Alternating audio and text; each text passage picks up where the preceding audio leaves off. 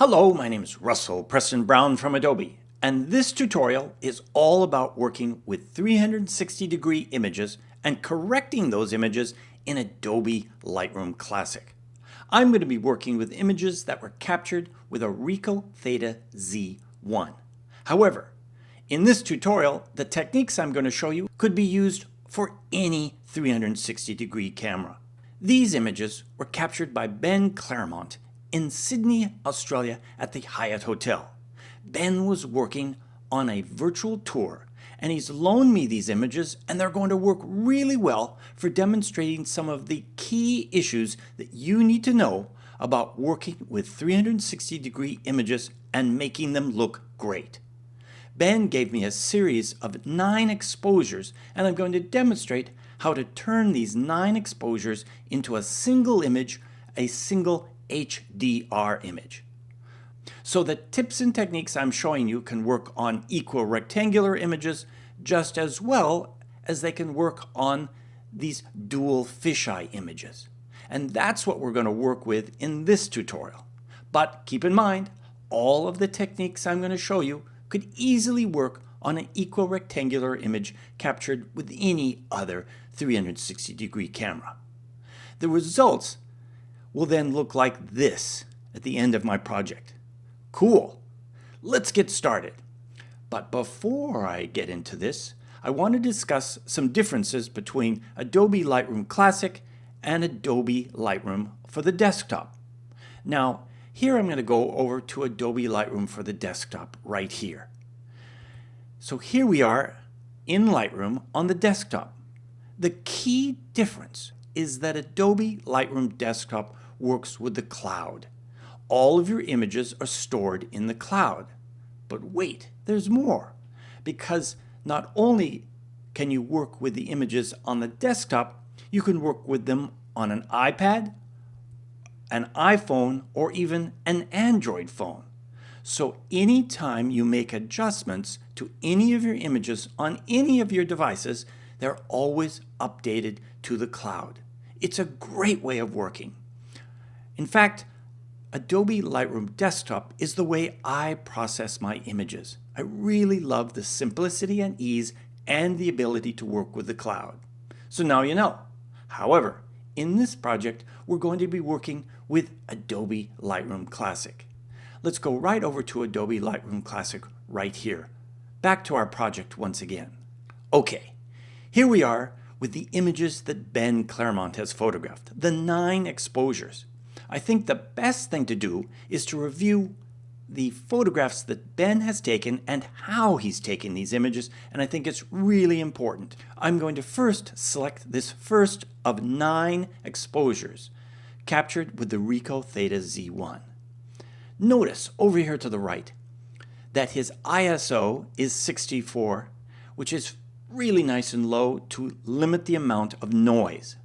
But check this out. His exposure time is 1/800th of a second for his darkest exposure. As I move to the next exposure, watch the exposure time. It's cut in half right there. It's now 1/400th.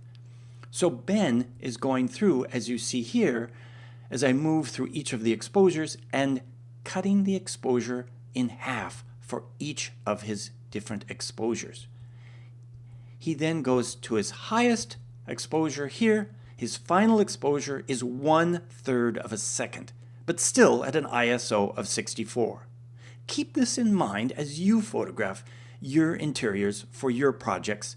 This is a really great technique for capturing an interior shot and getting detail in the shadows as well as detail in the highlights, of course, outside the windows. Wow.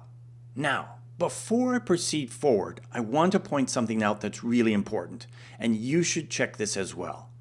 If you are having trouble with Adobe Lightroom Classic crashing when you work with HDR images, you should immediately go to your preferences as you see here. Select your preferences and go over to Performance here.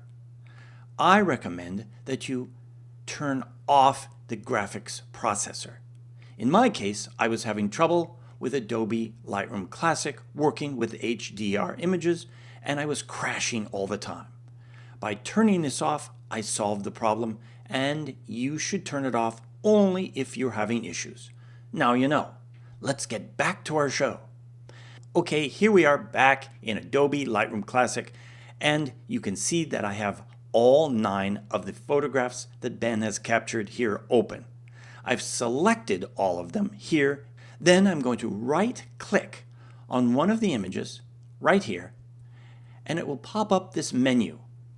In this menu, you can see that you can go up here to Photo Merge, and then over to HDR. So this is my first step in this whole process. I'm going to merge all of these 9 exposures together, right there. It opens up this dialog, and then your image appears. Let's review through some of the settings that I have chosen for this project. First, right up here, I set it to the auto settings, which means that it will apply the auto exposure settings for this image and make adjustments for you immediately after it's opened. It's a great way of saving some time. Next, over here, I tend to create a stack. In other words, it will then combine all 9 of the exposures into a single stack of images, and it helps clear up your gallery of images. You'll see in just a moment. And then finally here, deghosting. In this project, I've selected none, because nothing is really moving in this scene. You won't have any problems. But if, for example, in a shot like this, you have people moving in the scene, then you definitely need to apply some deghosting. In this case, with these people moving outside the window, I selected medium. And then you can see here, if I select Show Deghost Overlay, the areas that are in motion. And these areas will then be adjusted, and you won't have any ghosting or movement of your imagery. Great. So now you know what to do in this case. Let's go back to this scene right here. I've selected none, and I'm going to select merge right there.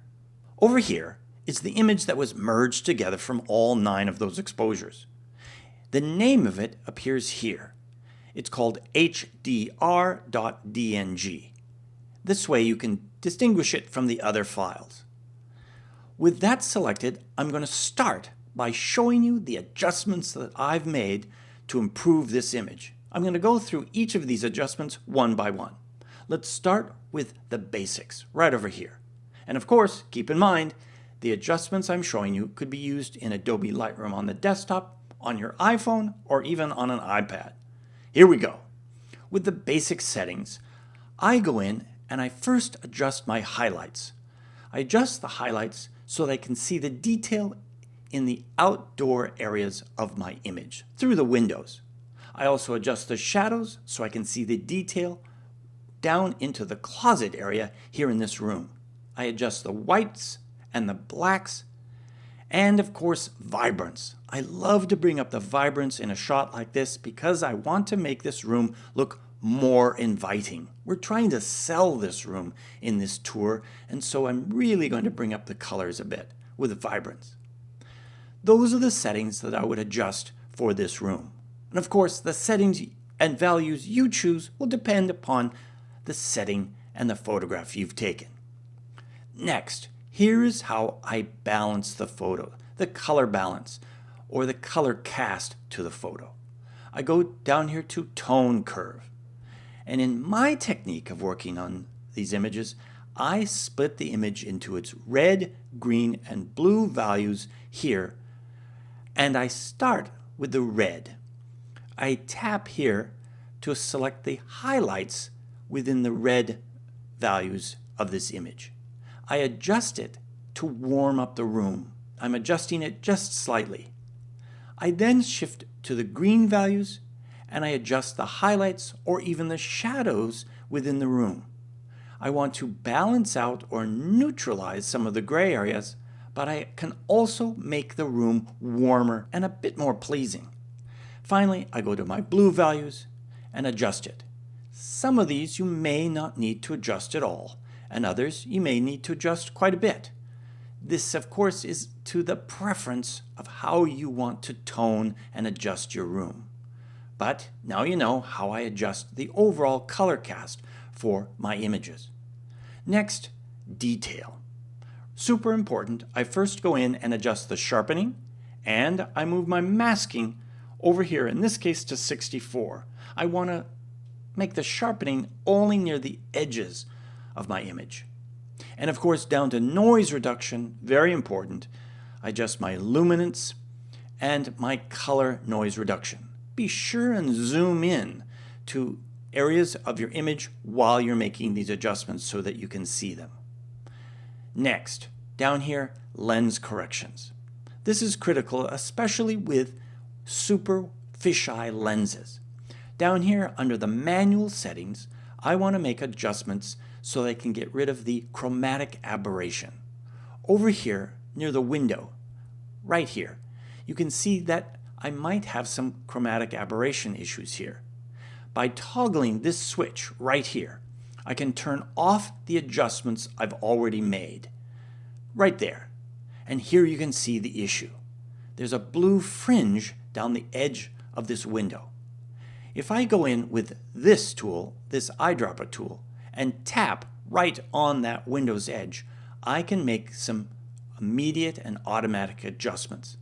I can also adjust some of the sliders here to fine-tune this. However, go very carefully with those additional adjustments. You can add artifacts and glowing edges to other areas of your image, so be really careful. Just a single tap of this eyedropper should fix the problem.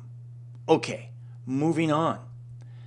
The next thing I want to adjust, of course, is to correct some of the details within the image that I didn't like. Here, under spot removal. In this tutorial, I want to show you some tips and techniques for spot removal, especially really difficult issues. And the goal in this tutorial is to show you how to do spot removal without having to go over to Photoshop for an extra step. I believe I can show you how to do it here. Okay, with the spot removal tool, let's zoom in on my first issue. Down here on the floor, I want to get rid of the tripod. Check this out. I tend to do spot removal with a very low feather value. I seem to get my best results this way. I even have this set to 0. You might try this yourself. Here on the floor, I want to get rid of the tripod. I can do that by making several small little corrections. Not a big correction, but several small corrections seems to do a better job. As you can see here, this looks pretty good, and this side of the image will be just perfect. However, how do we correct the other side of the image and make sure that when we merge these two together and stitch them, that we get really great results that do not need additional adjustment in Photoshop? And that's the trick. And here's my super user tip and technique. Let's zoom back out here, and I want to demonstrate how I'm going to do this. First, you realize that I've cleaned up the right-hand side. Now I want to copy the right-hand side over to the left-hand side. Wow. So I make a selection here on the left of the area that I want to clean up. Then I move over here to the right and make this my source. It then takes the area that I corrected and applies it to the left-hand side. And now, because I've done this, it will then stitch together extremely well. Here you can see before and then after my corrections. Wow. We can also apply this same theory here to the linens on the bed. In this case, I want to move a large section here and replace this section in this area. I first went in and made a series of small corrections on the right-hand side. Once that was done, I made a larger selection and copied it over to the other side of the bed. Here you can see before and then after.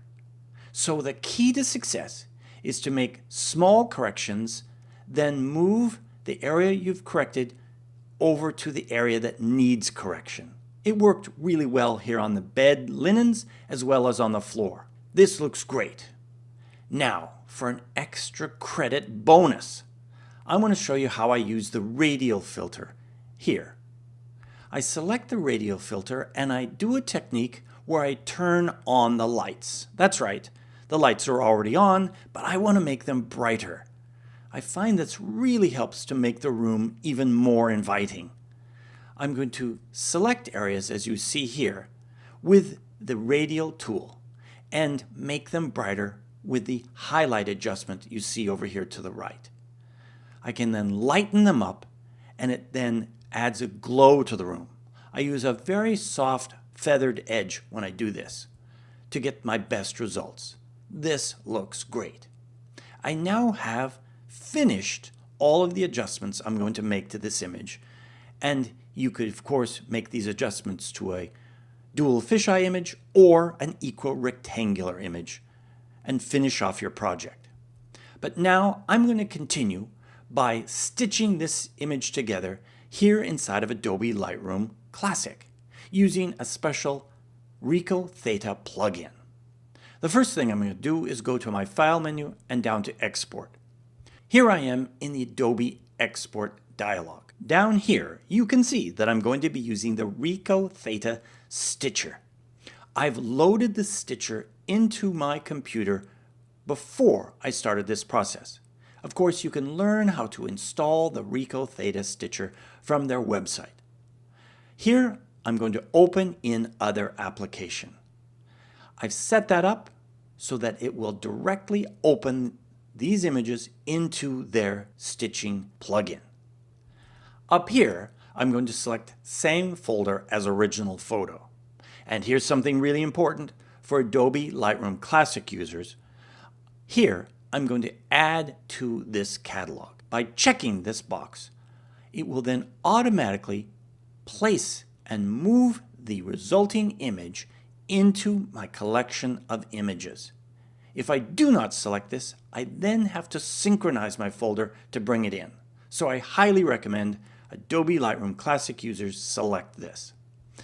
Next, down here, I'm going to be using the TIFF format for my images, Adobe RGB 1998, and 16-bit images. I really like to leave them in 16-bit so I can process them if necessary in other applications. Okay, and of course down here I'm going to include all metadata. I want to make sure the metadata is included. For example, if I were to place one of these images into Facebook, the metadata would help determine whether it was a 360-degree image and would display correctly. Okay, and finally, I'm going to create a special preset containing all of this information and save it over here to the left. I select Add and then I name it. In this case, I named it the Ricoh Stitcher Export. We're going to see that right here. Back here in Lightroom Classic, I'm going to select my dual fisheye image right here. I'm going to do a right click on it to see this dialog. Then I'm going to select Export, and there it is, the Ricoh Stitcher Export. That is the preset that I created earlier. I select that and I can now see this dialog. This is the Ricoh Theta Stitcher plugin. This is where you get to make some amazing adjustments to your image. In this case, I'm going to leave it at the automatic settings, and I'm going to select OK here in the upper right-hand corner. It's now going to export this as a TIFF image and stitch it together, and here are my results. Fantastic. You can see all of the adjustments I've made are here within this single image. And because I used my special technique to remove the tripod, I should not have to do any additional adjustments in Photoshop to make this look good. Fantastic. To finish this off, I want to show you one other time-saving tip and technique when working with multiple dual fisheye images, especially if you photograph those with the Ricoh Theta Z1. As you can see here, I'm going to demonstrate how you can batch process images. Here I've selected this first image, this second image, and this third image. These are all images that I've processed through this workflow of HDR images, made the adjustments, and now I'd like to process them and stitch them all at the same time.